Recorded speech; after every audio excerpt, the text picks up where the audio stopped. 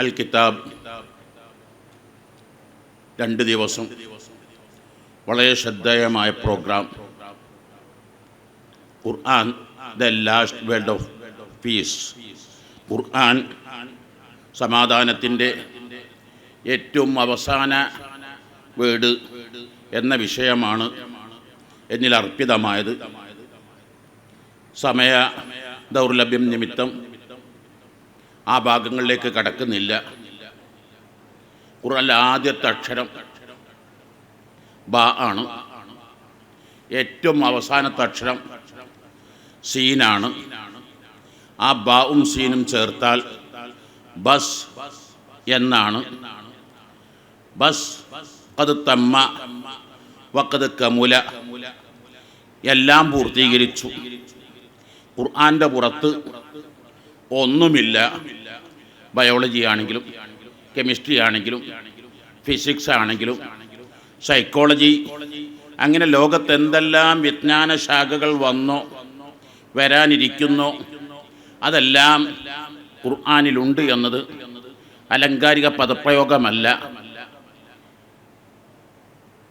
മഹാനായ റയീസുൽ മുഫസ്സിർ Ibn Abbas റളിയല്ലാഹു അൻഹുമ പറഞ്ഞത്, ജമീഉൽ ഇൽമി ഫിൽ ഖുർആനി ലാകിൻ തഖാസറ അൻഹു അഫ്ഹാമുദ് ദിജാലി. ഖുർആൻ ഇല്ലാത്തൊന്നുമില്ല, പക്ഷേ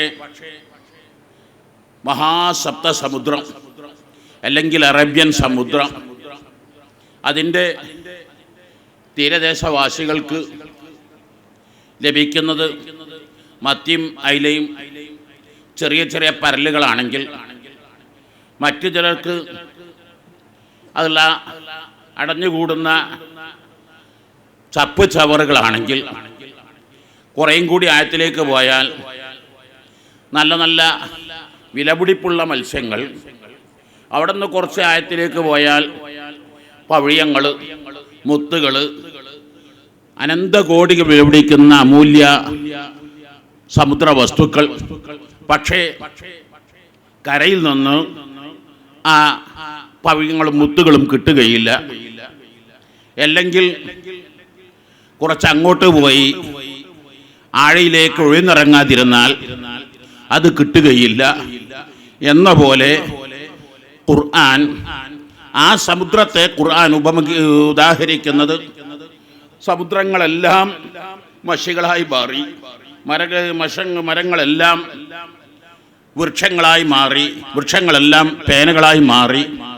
എന്നിരുന്നാലും ഖുർആൻ വ്യാഖ്യാനിക്കാൻ നിന്നാൽ ഒന്നും മതിയാവില്ല. ഖുർആനിൽ 60,000 അമാനുഷിക സംഭവങ്ങളുണ്ടെന്ന് മഹാനായ ഇമാം ഖല്ലൂബി റളിയല്ലാഹു തആല തങ്ങൾ പറയുന്നു. ഇവിടെ ഇരിക്കുന്ന ഓരോരുത്തരും ആലോചിക്കേണ്ടത്, എനിക്ക് എത്ര അമാനുഷിക സംഭവങ്ങൾ മുഅ്ജിസത്ത് ഖുർആനിൽ പറയാൻ കഴിയും? 10, 20, 30, 40 കൊല്ലം ഹിഫ്ളും അത് പ്രാക്ടീസ് ചെയ്തു, അത് പഠിപ്പിച്ചു. പക്ഷേ 10 മുഅ്ജിസത്ത് പറയാൻ പറ്റുന്നവർ എത്ര പേരുണ്ട് നമ്മുടെ കൂട്ടത്തിൽ? അതിൽ ഏറ്റവും ചെറിയ സൂറത്താണ് ഇന്നാ അഅ്തൈനാക്കൽ കൗസർ. മഹാനായ ഇമാം റാസി റളിയല്ലാഹു തആല തങ്ങൾ ഈ സൂറത്തിൽ 3 വലിയ മുഅ്ജിസത്തുകൾ വിശദീകരിക്കുമ്പോൾ ആ ആയത്ത്, സൂറത്ത്, അതിന് തൊട്ട് മുമ്പുള്ള സൂറത്ത് തമ്മിലുള്ള വേട് വെച്ചുള്ള ബന്ധങ്ങൾ, ഇതെല്ലാം പഠിക്കുമ്പോൾ ഖുർആനെ ഒന്നൊന്നായി മനസ്സിലാക്കിയാൽ നമുക്ക് ധാരാളം കാര്യങ്ങൾ മനസ്സിലാക്കാൻ കഴിയും. ആ സൂറത്തിൽ എന്തുകൊണ്ടാണ് ഖുൽ ഇന്നാ അഅ്തൈനാക്കൽ കൗസർ എന്ന് പറഞ്ഞില്ല? ആ ചോദ്യത്തിൻ്റെ പ്രസക്തി എന്താണ്? ഒരു വീട്ടിൽ നിന്ന് ട്വിൻസായ 2 പെൺകുട്ടികളെ 2 പേർ കല്യാണം കഴിച്ചു. 2 പേരും ഒരേ ദിവസം സൽക്കാരത്തിന് വന്നു. ഒരു പുതിയാപ്പിളക്ക് ഒരു പ്രത്യേക ഭക്ഷണം, മറ്റൊരു പുതിയാപ്പിളക്ക് വേറെ ഭക്ഷണം. അല്ലെങ്കിൽ ഒരാൾക്ക് മധുരമുള്ള ചായ, മറ്റാൾക്ക് മധുരമില്ലാത്ത ചായ. 2 പേർക്കും മധുരത്തിന് താല്പര്യമുണ്ട്, ഷുഗറോ മറ്റൊന്നുമില്ല. അത് വിവേചനമല്ലേ? എന്നാൽ ഇന്നാ അഅ്തൈനാക്കൽ കൗസറും ഖുൽ ഹുവല്ലാഹു അഹദും രണ്ടും ഇതേ രൂപത്തിലല്ലേ? ആരോപണങ്ങൾക്ക് മറുപടിയാണ്, വിഷയങ്ങൾ ഒന്നാണ്. ആരോപണം അള്ളാഹുവിന് മക്കളുണ്ടെന്ന് ശത്രുക്കൾ പ്രചരിപ്പിച്ചപ്പോൾ അതിന് മറുപടിയാണ് ഖുൽ ഹുവല്ലാഹു അഹദ് അല്ലാഹു സമദ് ലം യലിദ്. അള്ളാഹുവിന് മക്കൾ ഉണ്ടാകാൻ പാടില്ല എന്ന അഷ്റഫുൽ ഖൽഖ് സ്വല്ലല്ലാഹു അലൈഹി വസല്ലം തങ്ങൾക്ക് മക്കളില്ലെന്ന് ആസിബിന് വായിൽ അല്ലെങ്കിൽ കഅബുൽ അഷ്റഫ്, അബൂജഹൽ അല്ലെങ്കിൽ ഉബയ്യ് ഖലഫ് പലരും ആക്ഷേപിച്ചപ്പോഴുള്ള മറുപടിയാണ് ഇന്ന അഅ്തൈനാക്കൽ കൗസർ. രണ്ടും ആരോപണങ്ങൾക്ക് മറുപടിയാകുക, രണ്ടും ഒരേ വിഷയമാകുക, രണ്ടും ഒരുപോലെ ചെറിയ സൂറത്താവുക, അടുത്തടുത്ത സൂറത്താവുക. അതിൻ്റെ ശേഷമുള്ള സൂറത്തിലാവട്ടെ ഖുൽ അഊദു ബിറബ്ബിൽ ഫലഖ്, ഖുൽ അഊദു ബിറബ്ബിൻ നാസിലൊക്കെ തുടരെ തുടരെ വരിക. എല്ലാം കൊണ്ടും ഇന്ന അഅ്തൈനാക്കൽ കൗസർ ഖുൽ വരേണ്ടതില്ലേ? ഇവിടെ ഇമാം റാജി തങ്ങൾ പഠിപ്പിക്കുന്നത് മനസ്സിലാക്കണം. ഇതിൽ നിന്നെല്ലാം പാഠങ്ങളുണ്ട്. അല്ലാഹു അഷ്റഫുൽ ഖൽഖ് സ്വല്ലല്ലാഹു അലൈഹി വസല്ലം തങ്ങൾ എത്ര സ്നേഹിക്കുന്നു.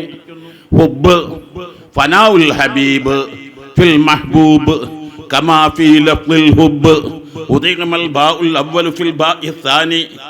ഒന്നാമത്തെ ബാഇനെ രണ്ടാമത്തെ ബായിൽ ഇദ്ഗാം ചെയ്ത് ഒന്നാക്കിയ പോലെ ഹബീബ് മഹ്ബൂബിൽ ലയിച്ചു ചേർന്ന് രണ്ടാവാതെ ഒന്നാവണം.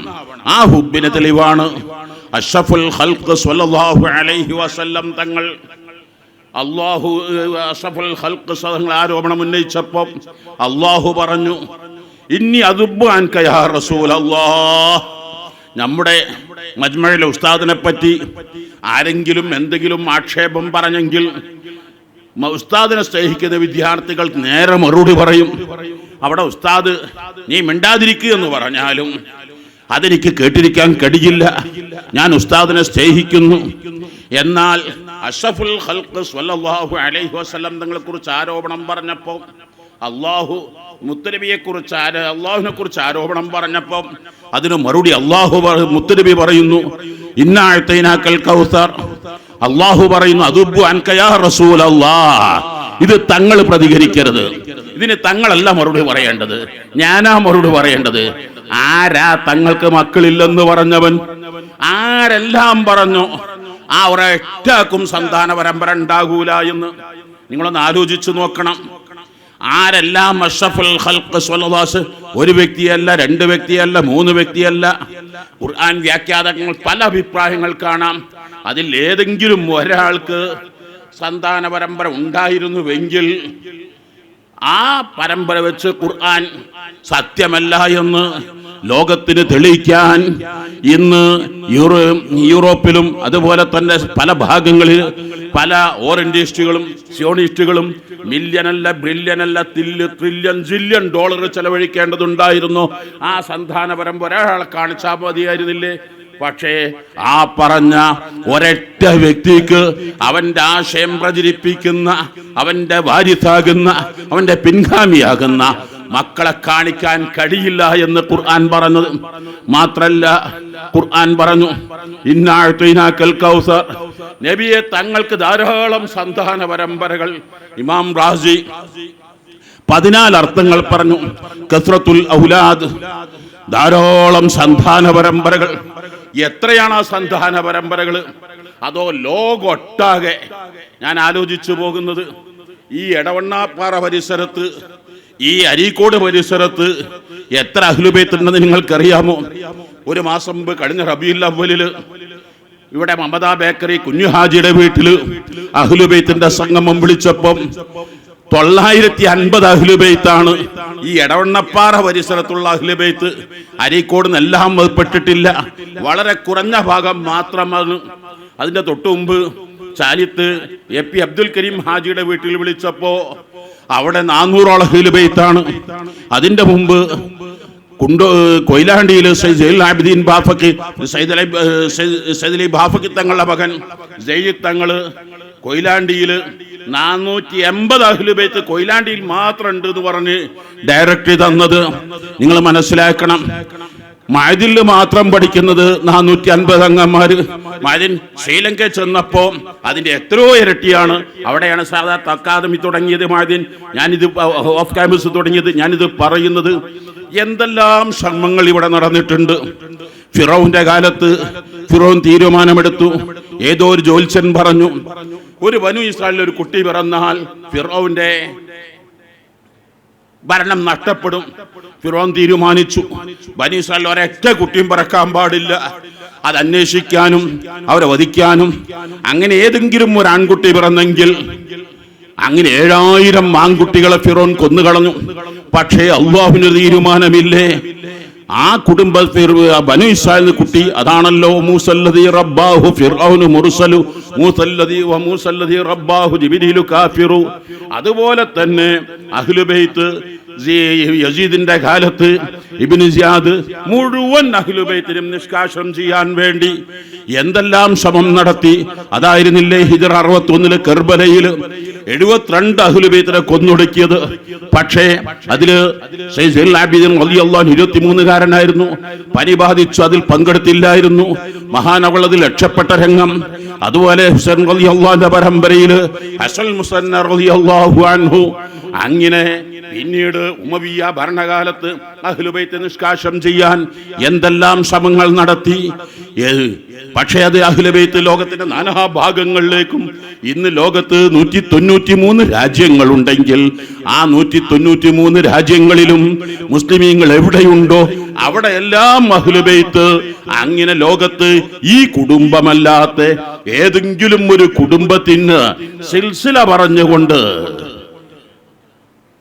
ലക്ഷക്കണക്കിനല്ല കോടിക്കണക്കിന്, കേരളത്തിൽ മാത്രം ലഭ്യമായ കണക്കനുസരിച്ച് 3 ലക്ഷം തങ്ങന്മാര് കേരളത്തിലുണ്ട്. എന്നാൽ ഇതിനേക്കാൾ എത്രയോ കർണാടകയിലുണ്ട്. ലോകത്തിന്റെ എല്ലാ ഭാഗത്തും. അത് അവസാനം വരെ ഞാനിത് പറയുന്നത് ഏറ്റവും ചെറിയ സൂറത്ത് ഇതാണ്. മഹാനായ ഇമാം ബൂസുരി തങ്ങൾ പറയുന്നു, ദാമത്തുൽ ലദൈനാ വഫാഖത്ത് കുല്ല മുഅ്ജിസതി മിനൻ നബിയിന ജഅത് വലം തദുമി. ഇവിടെ ധാരാളം അമാനുഷികതകള്. അഷ്റഫുൽ ഖൽഖ് സ്വല്ലല്ലാഹു അലൈഹി വസല്ലം അസ്തമിച്ച സൂര്യൻ തിരിച്ചു വിളിച്ചിട്ടുണ്ട്. ഇസ്രാ മിഅ്റാജിന്റെ രാത്രിയിൽ 1,24,000 പരം അമ്പിയാക്കളെ ഒരു സെക്കൻഡ് കൊണ്ട് ഹയാത്താക്കിയിട്ടുണ്ട്.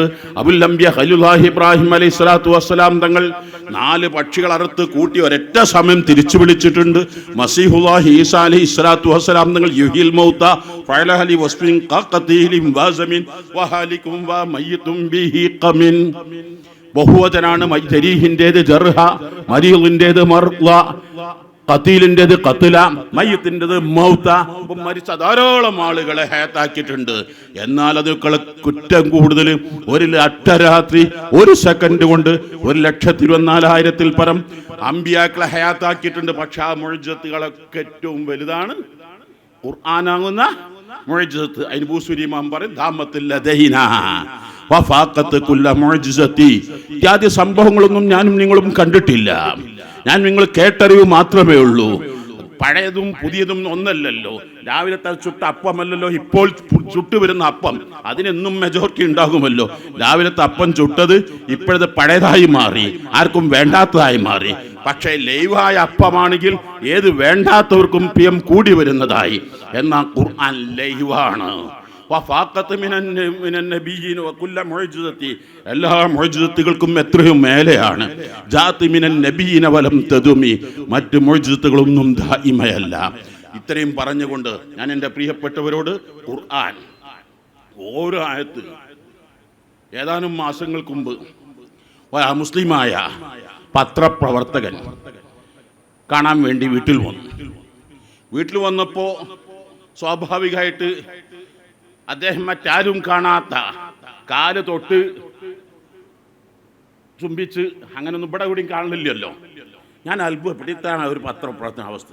അങ്ങനെ അദ്ദേഹം ഇരുന്നു കൊണ്ട് എന്നോട് പറഞ്ഞു, എനിക്ക് നിങ്ങളോട് വലിയ ഇഷ്ടമാണ്, നിങ്ങളെ ഖുർആൻ എനിക്ക് വലിയ ഇഷ്ടമാണ്. ഞാൻ രാത്രി കിടക്കാൻ നേരത്തെ സ്ഥിരമായി ഓതുന്ന ആയത്താണ് കുല്ലു നഫ്സിൻ ദായിഖത്തുൽ മൗത്ത്. ഞാൻ എന്താ ഓതാണ്? അത് 21 വട്ടം ഓതിയിട്ടല്ല, ഞാൻ ഒറ്റ രാത്രി ഞാൻ ഉറങ്ങാറില്ല. എനിക്ക് പിന്നെയും തിരിയുന്നില്ല.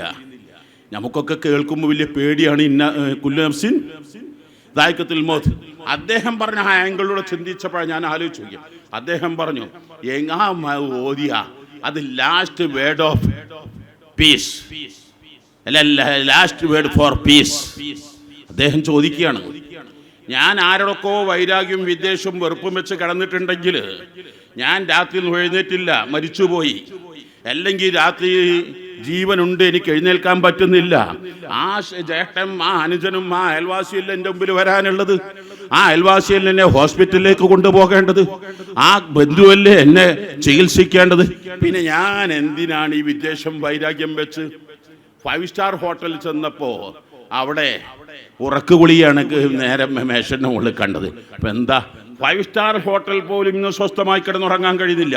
ഖുർആന്റെ ഓരോ ആയത്തുകളും അർത്ഥം ചിന്തിച്ചു മനസ്സിലാക്കിയാൽ അലാ ബിദിക്രില്ലാഹി തത്മഇന്നുൽ ഖുലൂബ്, ഹൃദയം അത് എല്ലാ അർത്ഥത്തിലും ശാന്തി സമാധാനം നൽകുന്നത്. അത് മനസ്സിലാക്കണം, പഠിക്കണം എന്ന് മാത്രം പറഞ്ഞുകൊണ്ട് ഞാൻ എൻ്റെ സംസാരം ഉപസംഹരിക്കുന്നു.